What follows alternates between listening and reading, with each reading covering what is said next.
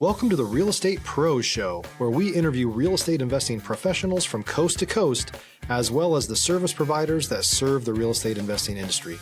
Our goal is simple: share what's working now to help you improve and scale your business to the next level and meet the pros that can help you get there. Real Estate Pros is powered by Investor Fuel, America's leader in helping real estate investors and professionals build the business you need to live the life you've always dreamed of. Let's start today's show. Property insurance for real estate investors doesn't have to be difficult, but it does need to be there to protect you when you need it. MyInvestorInsurance.com not only provides insurance at 15 to 30% cheaper than traditional agencies, it's built specifically for real estate investors like you. You can set up an account in about 2 minutes, get quotes on properties, turn on and turn off insurance for your fix and flip or rental properties in around 2 minutes without having to talk to anyone directly, all through our portal. There's no better way or faster way to make sure you've got the coverage you need to protect you, and no more lengthy policies either. Once you're set up, you're billed monthly and prorated by the day for however long your policy is active. It's powered by MSI, the third largest independent MGA, with 1.5 million customers and more than $1 billion in cumulative premiums written. Get set up today in about 2 minutes at myinvestorinsurance.com/fuel. Hey folks, welcome back to the show. Today's guest is a Utah-based realtor, lender, and investor who went from being in a tough spot to creating passive income real estate business and now covers mortgage and more. Please welcome Charisse Walker. Charisse, welcome to the show. Hello, thanks for having me. I always like to start off at the top by asking folks how they got into the real estate space, and your journey and your story is particularly interesting because you've seen all sides, the good and the bad and the ugly, and then the upside, right? But how did you get into the real estate space? So my grandma was a realtor. My mom was the youngest in California to get licensed, but she never did anything with it. And so after I was a college director, I had opened up a college. I taught college for a while.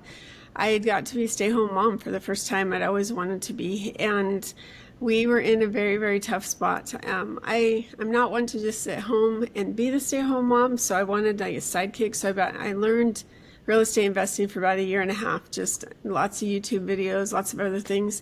And finally, I went and signed up and got my license. And then I remember one day I went to a local RIA meeting, Real Estate Investor Association group, and they said, just stop learning, just go out and do it. So I did. I left that meeting. I looked up all these homes at the time, there's a lot of competition right now, but there wasn't back then. And so I drove up to this house, I looked at it, made an offer, and that was my first opportunity to have a flip. So that was like the first time. And then I started getting more clients with real estate and thought, well, I could make a lot more just being their agent versus doing all the flips and doing like tons of stuff and time. So started to pursue that while still doing the investment side. So I actually 7 different ways to invest in real estate. Actually, there's 8, and I've done all of them. And so it's fun. I love it. Can't get enough of it.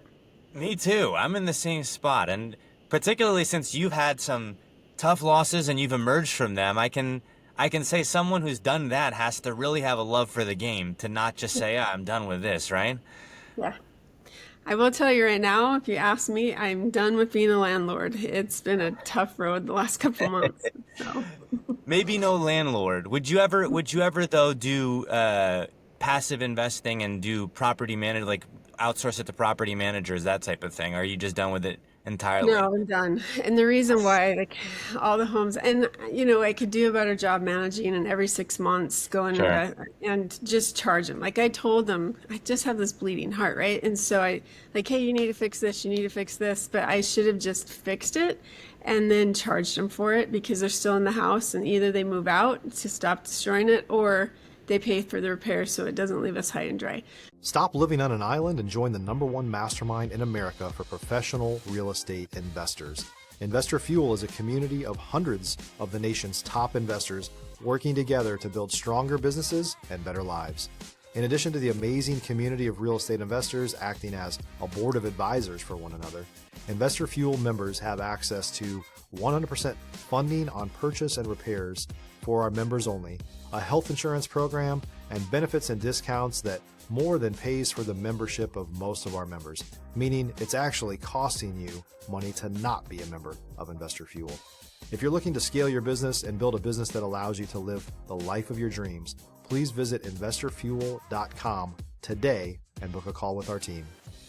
But really, the focus I'm going to more now would be multifamily. So Yeah. you hire a property manager, they take care of it, and I don't have to worry about it anymore. Multifamily, that's the way to go. I mean, I know so many people who've made that transition, and actually newer investors too, because I was shocked to hear this, and you're involved in the lending space, so you may know a little bit more about this than me, but for younger, specifically like college graduates who may not have really established credit, but they might have good credit, right? They paid all their small credit cards. They might not have a car loan, but they have good credit.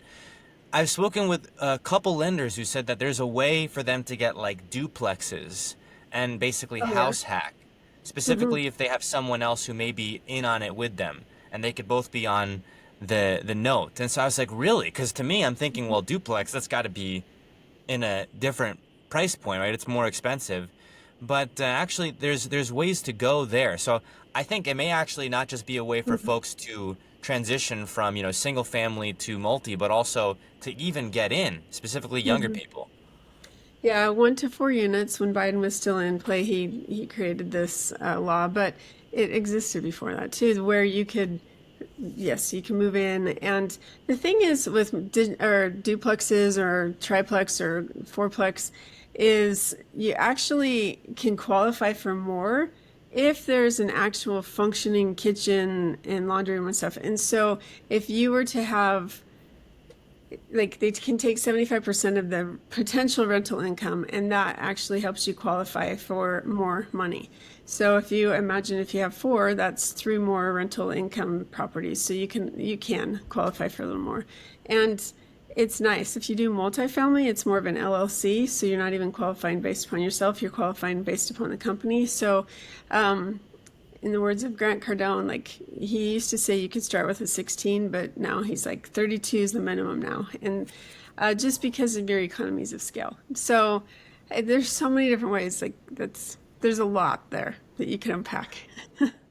I'm really passionate about affordable housing and modular homes, off-site, stick-built modular homes is something that I'm looking into. Any type of land play, RV parks. I'm in Texas, so we've got a lot of land. I think Utah may be similar. I haven't really been out there very much at all. I've been there once in my life to Salt Lake for vacation.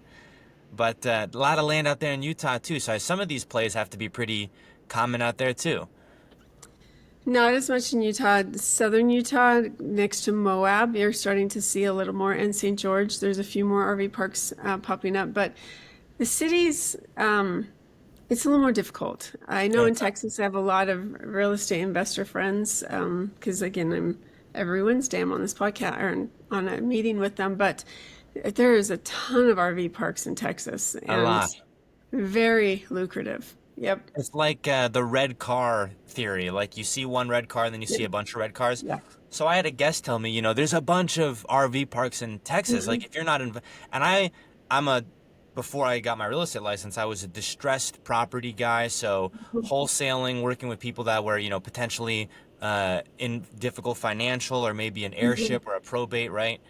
And I always was in that space. I never put 1 second of thought to RV parks, and I never really saw them. And especially in the city that I was living in. I'm in Dallas now, but I was in San Antonio. I was like, I've never really come across that. Sure enough, I leave the ranch that I'm renting, go halfway down the street, and I look like half a mile on the left, and there's an RV park that I've never seen before. I'm like, what in the world? That's been there this whole time? So then I'm driving a little bit further, not even that much further, maybe like 20 minutes. Second RV park. If you're looking for consistent, high-quality leads, look no further than Investor Machine. Investor Machine isn't just another agency. It's the most sophisticated, data-driven lead generation company on the planet for real estate investors, and serves the role of being not just a lead generator for your business, but a marketing partner that is helping you achieve your goals along the way. Go to investormachine.com to learn more and schedule a call with our team today.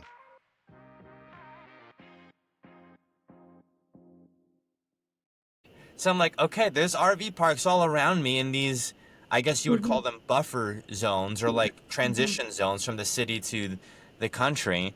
And it's really interesting. So I've had guests tell me, apparently, and I haven't seen it, there's even like luxury RV parks where ones are, you can go and live there, right? And maybe do a long-term stay. But there's other ones where it's just a getaway and they might even have attractions there or restaurants or, water. And I said, what an interesting concept. So all these land plays, that storage facilities are things that, interest me and I think a lot of other investors. Yeah, I have two really close friends that they are storage. They swear by storage. She actually owns two. She's going on to her third, and it's a syndication. And she works, like, that's her full-time job. And she's making enough from those two that she replaced her C-suite job. No And kidding. storage, I know another girl was on my podcast, actually both of them have been, and she talks about RVs. She only has two as well. And she even on that podcast walks you through how to do it. It was pretty cool. She shared her screen and we did it. One of the interesting things about storage facilities is it's considered an active business. Yeah. So it qualifies for even like SBA loans. Yeah, it does. And I would say a lot of real estate does not qualify for that. And so because it's active, there's more that I would say you can do, but also people don't have the same kind of issues that I would, and maybe they do. I could be a little bit out of touch with this, but it's not like people's storage facility is their primary residence. So they're not exactly putting up the same kind of like fight when they're getting behind. Like, what is it, the show like Storage Wars? There's people who just like abandon their storage unit and then just like leave a bunch of stuff in there, even if they were paying on it previously, and then they just never get it. So after a certain point in time, it like gets auctioned off. That's apparently common enough where I've had multiple people tell me like, yeah, that happens from time to time.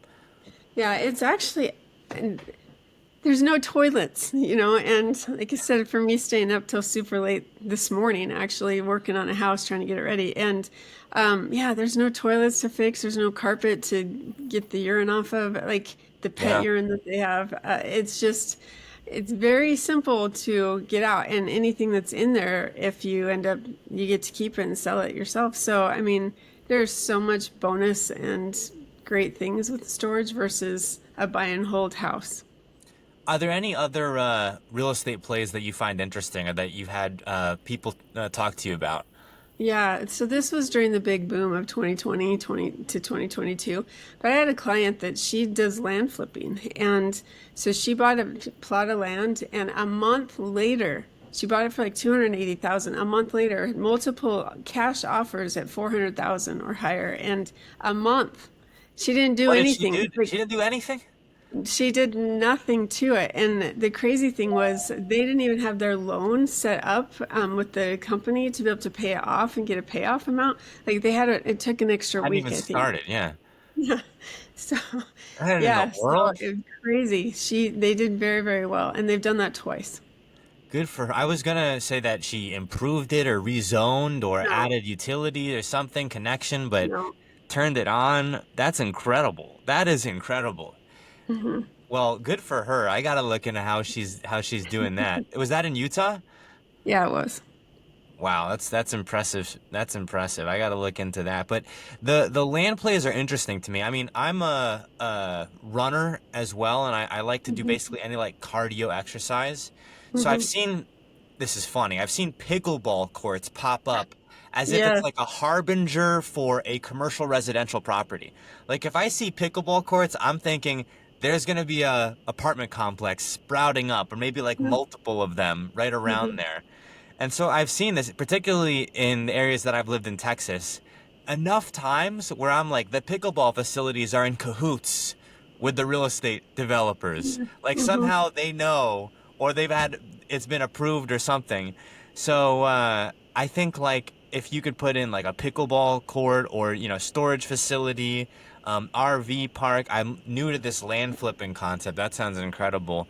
These are kind of some alternative investment ways where people can get involved, and you don't have to do the, plumbing issues and deep cleaning issues and issues with tenants and so on and so forth.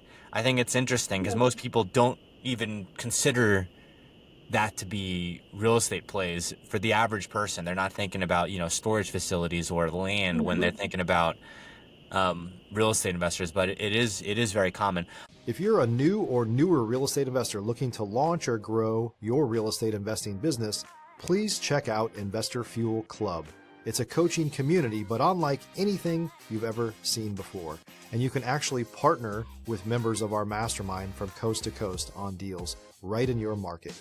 There's no better opportunity to build a consistent business than to literally partner with pros to help you avoid costly mistakes, avoid the need for capital to do deals, and help you eliminate your fears as you're starting your business.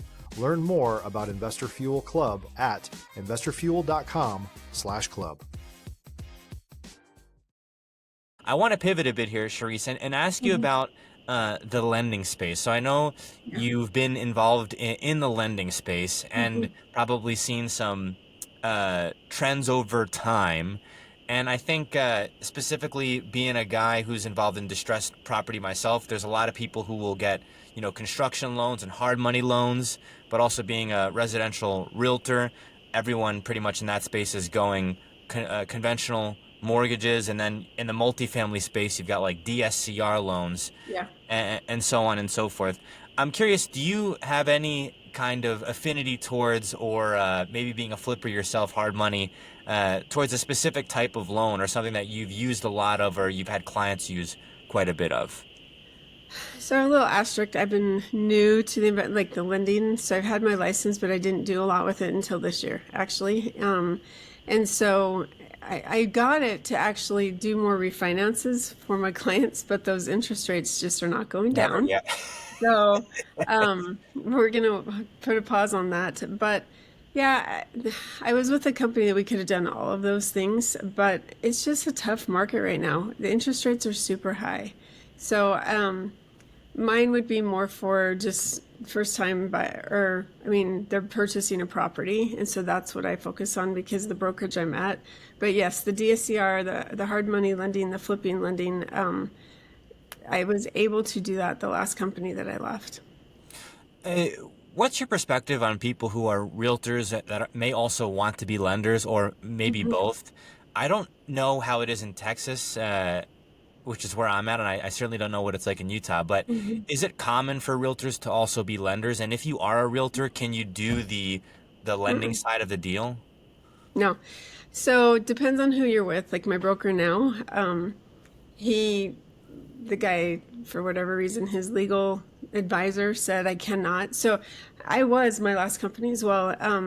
They were not, they were going to represent themselves as the buyer. So I wasn't, and I was the listing agent. So I was able to do his loan as the buyer, but not that. I could not sell him, help him buy the home and be his lender, conflict of interest. And so, right now, I can't do anything on the transaction, which I'm not happy about. But it's not common. And I honestly think every single agent should go through. It's a 20-hour course to become a lender. You just have to pass the tests. Did it my first time. Not very many people do it. And with test anxiety, I was really proud of myself. But I learned so much because, as an agent, all clients want you to discount their commission, right? So, and I always say no, but they want you to do that. As a lender, no, that you have to treat everybody equally. And so I learned a lot because I had this niece and I'm like, well, why? She wants me to discount my commission, but why isn't she discounting when I buy a property with her as the lender? And so then I learned, oh, okay, now I understand why she can't do that. And as a realtor, I can give gifts. As a lender, you can't. There's a lot of, it's called enticement. And so there's just so many things that I've learned that I never would have known. And let's be honest, there's so much red tape and legal mumbo jumbo and laws. Red tape. Like I could serve a year in jail and $1 million fine if I do something wrong. Specifically depending on what it's like. As a realtor, you don't have that. So, a lot of laws, a lot of things that I would never have known had I not done that. So highly recommend. Anytime I feel like that other people's money gets involved in kind of the Yeah. management or maybe that's the wrong word, but the overseeing of it, it becomes tricky. I was speaking with a syndication attorney, and I told him I'm looking at, raising capital outside of here for, maybe some land plays that I'm looking at. And I said I might syndicate. And he said, well, he said, are you sure? He said, maybe you should just make an LLC and then have partners in the LLC Yeah. and divvy it up that way. And I said, well, yeah, but the syndication, he's like, well, what happens if you screw it up? Then it's securities fraud. And I said, securities fraud? And he goes, yeah. Like, have you heard of the Wolf of Wall Street or like Bernie Madoff? I was like, yeah, what does that have to do with this? He's like, well, syndications are securities, even if it's informal. Yeah. I was like, really? So he's like, yeah, I'm a syndication attorney. So if it goes sideways, how's jail? And I was like, what? And Yeah. so I said, I don't know if I'm cut out for the syndications world just yet. I got to do my homework. So, Yeah. I mean, it doesn't shock me that there's a lot more safeguards in place in that space. And I think a lot of people are probably surprised to hear that because there's so many people who are involved in that space. Why would they accept that kind of liability? But they do, and they have to pass the test, right? Yeah. Yeah. And speaking of land, do you have a lot of data or data centers in your area? Because that's another thing I've heard is people are purchasing land and then they're building these data centers because there's so much information that needs to be stored everywhere and they don't have enough space. So Yeah, so that's an interesting play, right? Like, that's another thing. I'm like, the people are in cahoots with the investors. How do they know, right? yeah. Like, how do they know? Because where I'm at, funny story. So I'm in a town called Denton, which is DFW Metroplex, Dallas-Fort Worth Metroplex. But it's really like on any given day, depending on traffic, like 40 minutes to an hour or more from Dallas. And we're like probably 40 miles northwest. And I'm originally from New Jersey, so that would not be considered like a metro. Like if you're 40-minute to 60-minute drive outside, that's not the metro. We still consider ourselves the metro. And in fact, we're closer to Oklahoma than we are to Dallas, but we still consider it. So there's all these, and I don't know how true it is, but there's all these rumors about data centers and that type of thing moving to we call it the 35 corridor between Dallas and Oklahoma, to where eventually it's just going to be one big Yeah. stretch, And so when I hear about, this idea of like buying up the land, I used to think, well, the only reason why you would do that is like land banking or mineral rights. But now it's like, well, this could potentially become something. So I'm going to gamble on this and say that in the next 5 years, they're going to say, hey, we want to build a data center on your land. How much will you sell it for, right?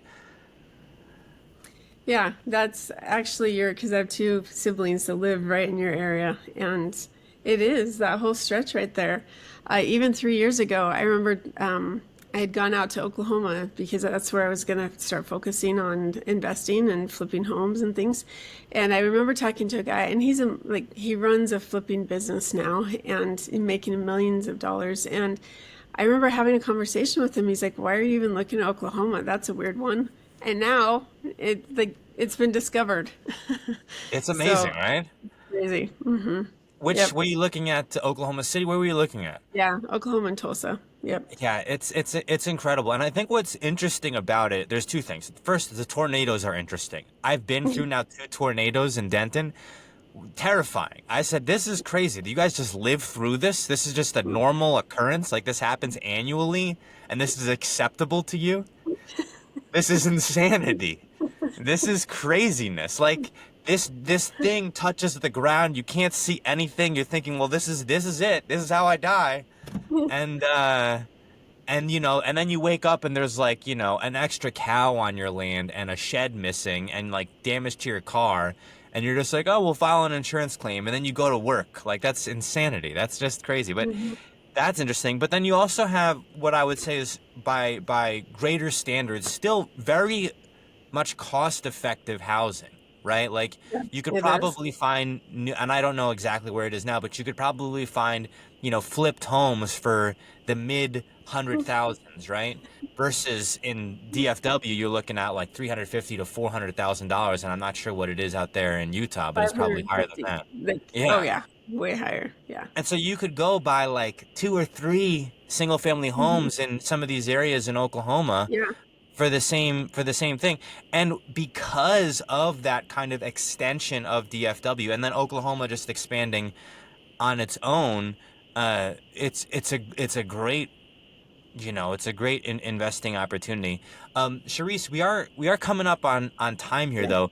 Where can folks go if they'd maybe like to learn more about your businesses or reach out to you, or if maybe they're looking at homes or relocating out there to Utah?